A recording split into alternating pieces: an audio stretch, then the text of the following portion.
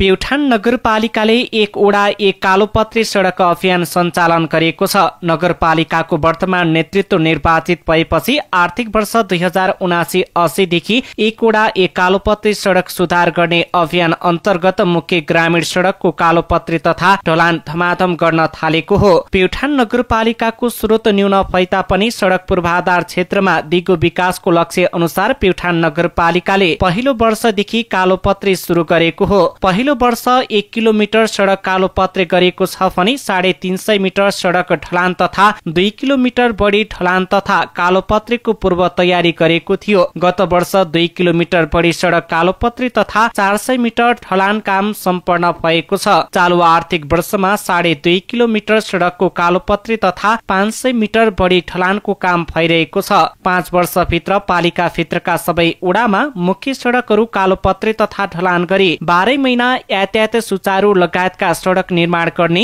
नगरपालिकाको लक्ष्य रहेको छ। हामीले प्रत्येक वर्ष स्काभेटर अथवा जेसीबी चलाउने, बाटो खन्ने र फेरि बर्खा आउँछ फेरि त्यो बाटो बगाइदिन्छ भन्ने अवस्थाबाट अन्त्य गर्नका लागि हाम्रा नगरभित्रका सबै बाटाहरू 12 महिना सुचारू हुने अवस्था सिर्जना गर्नका लागि हामीले एक ओडा एक कालोपत्री अभियान सुरु गरेका छौँ र यो सँगै हामीले अन्य बाटाहरू पनि हाम्रो 12 महिना सञ्चालन होस् भन्नका लागि नालीको व्यवस्थापन, त्यस्तै बाटो चौडाको कुराहरू र त्यसको दिगोपनका लागि टेवा पर्खालदेखि अरू कुराहरू ग्रेभलहरू हामी गरिरहेका छौँ। चालु वर्षमा बिजुवार थापडाँडा खलङ्गा सडक, चेर्नेटा सालघारी सडक र मरणठाना चक्रपथ कालोपत्रीको तयारी भइरहेको छ। त्यसै गरी सालघारी सडक र टिकुरी गुरुङ गाउँ लम्च्याङ नेटा सडक ढलान गर्ने गरी अघि बढेको छ। अन्य सडकको काम योजना बनाएर काम पूरा गरिने नगरपालिकाको योजना रहेको छ। हामीले एक ओडा एक कालोपत्री सडक कार्यक्रमलाई अगाडि बढाएका छौँ।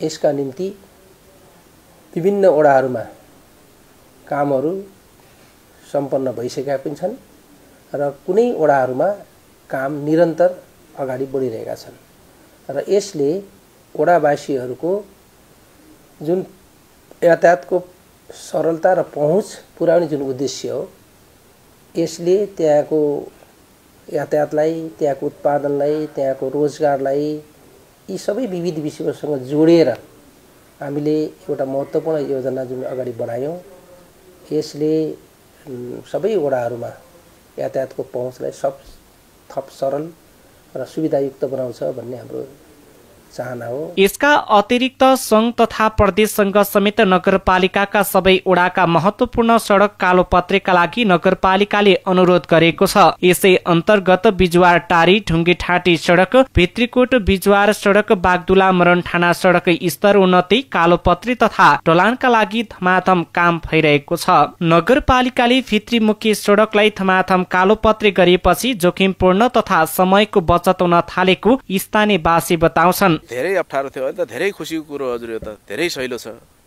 बर्खामा हिँड्न सकिन्न त, खाल्टा थिए, खुल्टी थिए, भल बग्थ्यो। अहिले त्यस्तो केही छैन, बाटो बन्दैछ, धेरै राम्रो छ। हाम्रो लागि सबैको लागि बाटो यो चाहिन्थ्यो र धेरै राम्रो कुरो हो गरेको छ।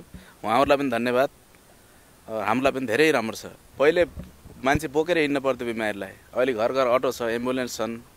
चालु आर्थिक वर्षमा यी सडक कालोपत्री तथा ढलान गर्न नगरपालिकाले करिब 8 करोड रुपियाँ बजेट विनियोजन गरेको छ। पालिकासँग ओडाहरूलाई जोड्ने योजना अनुसार सबै ओडामा सडक कालोपत्री तथा ढलान भइरहेको छ। यसले नागरिकको विकास मात्र नभई समग्र विकासमा सहयोग पुग्नेछ।